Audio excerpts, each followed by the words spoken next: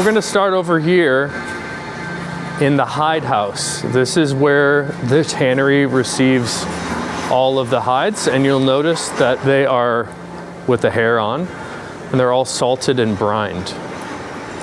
So these are horse hides here, and these have been processed slightly by the tannery. The most important job here is to crop the horse hides so they're able to get the shell section and remove the non-shell section. So these are actually horse butts or horse fronts, and they've separated those two parts out.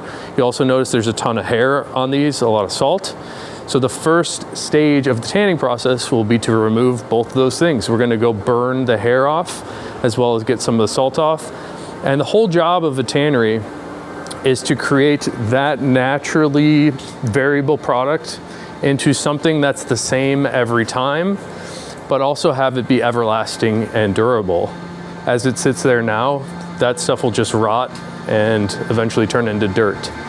So what the tannery does is take those things that are gonna be infinitely variable and not everlasting, and then make it into something consistent that will last a lifetime.